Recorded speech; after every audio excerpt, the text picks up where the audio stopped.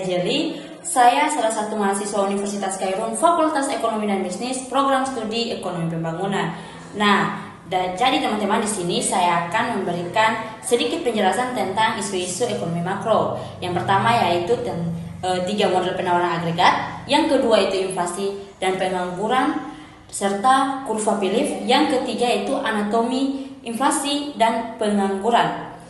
Mungkin dari saya 3 model penawaran agregat. Model penawaran agregat menggambarkan hubungan antara tingkat harga dan jumlah barang dan jasa yang bersedia diproduksi oleh perusahaan dalam suatu ekonomi. Nah, ada 3 model penawaran agregat utama. Yang pertama yaitu penawaran agregat klasik.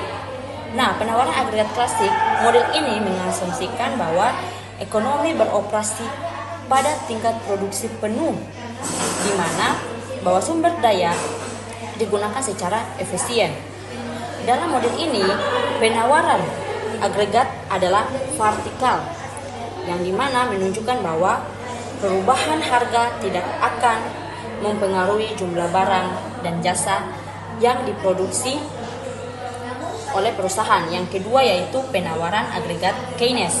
Penawaran agregat Keynes sendiri mengasumsikan bahwa ekonomi mungkin tidak berkooperasi pada tingkat produksi penuh dan bahwa ada sumber daya yang menganggur. Dalam model ini penawaran agregat terbentuk miring ke atas. Nah, yang menunjukkan bahwa peningkatan harga akan menyebabkan peningkatan produksi harga perusahaan, di mana bersedia menggunakan lebih banyak sumber daya. Yang ketiga yaitu penawaran agregat intermedia. Nah, model ini menggabungkan aspek dari model klasik dan Keynes. Pada tingkat harga rendah, penawaran agregat terbentuk miring ke atas, menunjukkan bahwa peningkatan harga akan menyebabkan peningkatan yang produksi.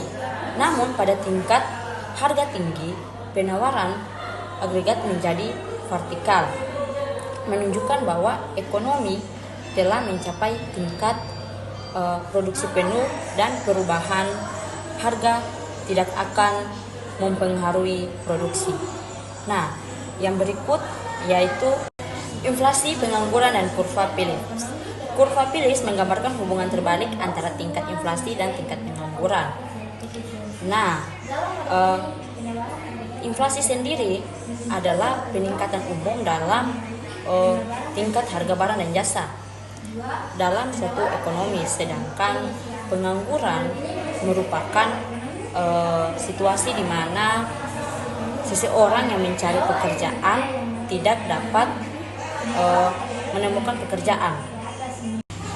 Kurva Phillips menunjukkan bahwa ketika tingkat inflasi tinggi, tingkat pengangguran biasanya rendah, dan sebaliknya.